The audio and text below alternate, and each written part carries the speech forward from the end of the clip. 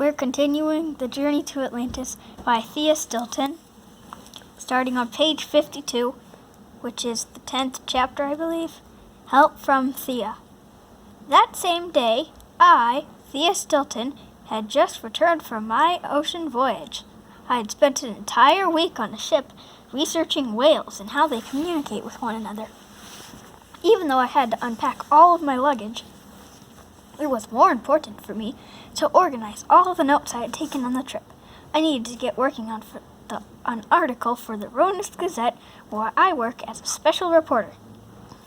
My brother, Geronimo, is the editor of the paper, and he was anxious to publish the piece. I prepared a nice cup of tea and sat down at my desk to get to work when... Ring! Ring! The sound of the phone made me jump. Can that be Geronimo already? I wondered. He usually knew to give me some peace when I was writing. I picked up the receiver and immediately recognized the voice of Paulina. I quickly guessed that the Thea sisters might be involved in another of their adventures. The mouselets are always up to something exciting. Paulina, so nice to hear from you, I said. Are you and the Thea sisters away on another mystery-solving trip? This time it's a little different, Thea, she replied. The mystery came to us. Paulina sounded very serious, which made me a little worried and very curious, I must admit. Then she told me all about the mysterious blue-skinned boy who had washed up on shore. Colette took the phone from Paulina. He's so fascinating, she told me. The mouselets took turns talking, each one eager to tell me new details. He doesn't speak our language. His language sounds like singing, said Violet. And he eats algae, Pam added. His tunic is made of sea silk and flecked with gold, exclaimed Nikki. Paulina calmed everyone down. As you may have guessed, we are in a bit of trouble, she confessed. We communicate with him using drawings, but we can't understand much. It's like he landed on the beach from another world. The wheels in my brain were turning as my students talked. Their story was truly incredible, but yet strangely familiar to me. Keep taking good care of him, I told them. I will come to Mouseford as soon as possible. I might have something that can help you solve this mystery. I hung up the phone and walked into the living room. There, I removed a picture hanging from the wall, revealing a safe hidden behind it. I opened the safe and smiled. The envelope I needed was still there.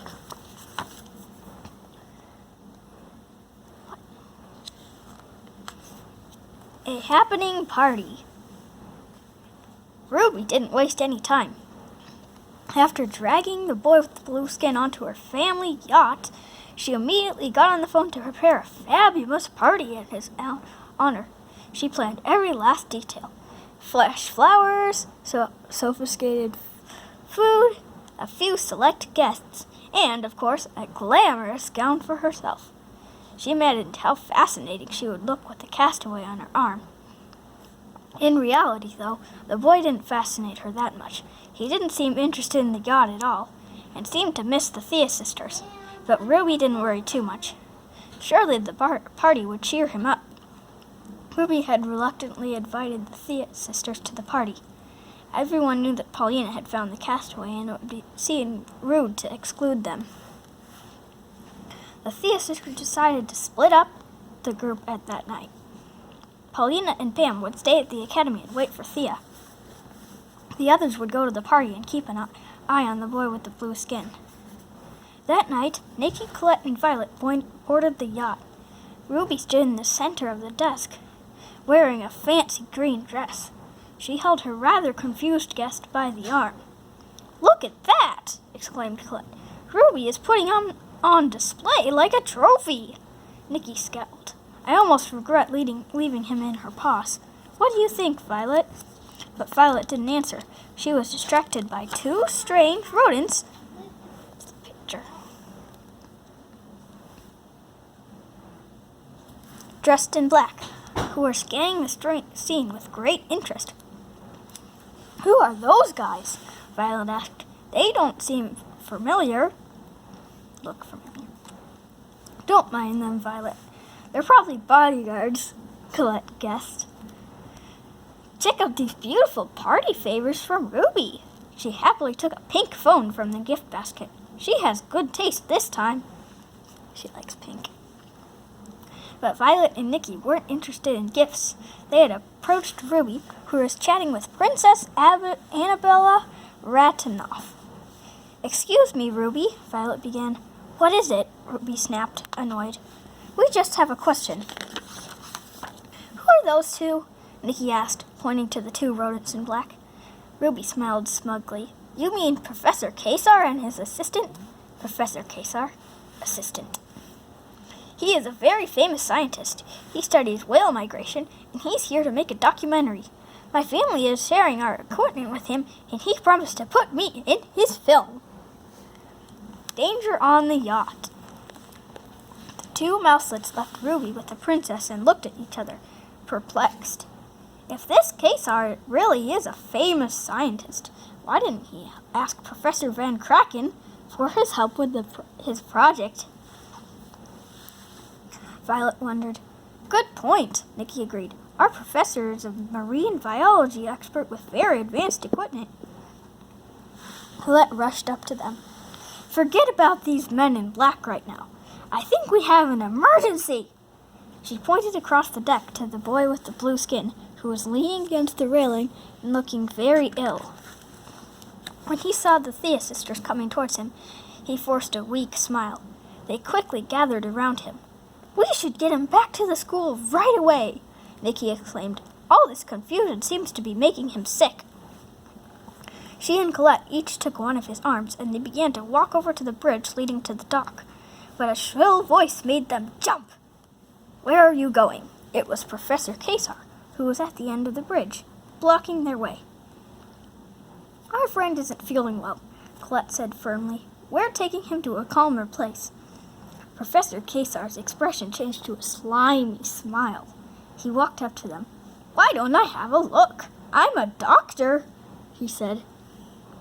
A doctor? Murmured Violet, who had caught up to them.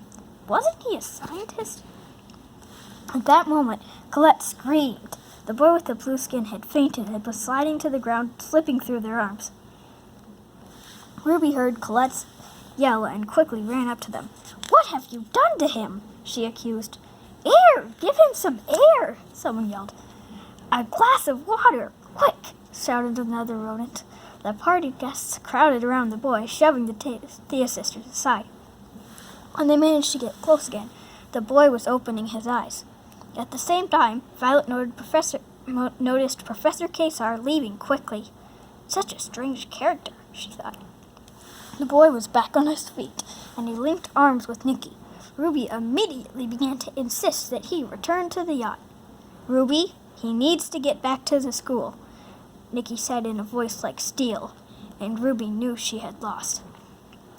All right then, let our party continue without our blue guest, she announced in a fake cheerful voice. Then she leaned into the Thea sisters. Go ahead and take him, but this doesn't end here, she warned. They ignored her and headed to the dock.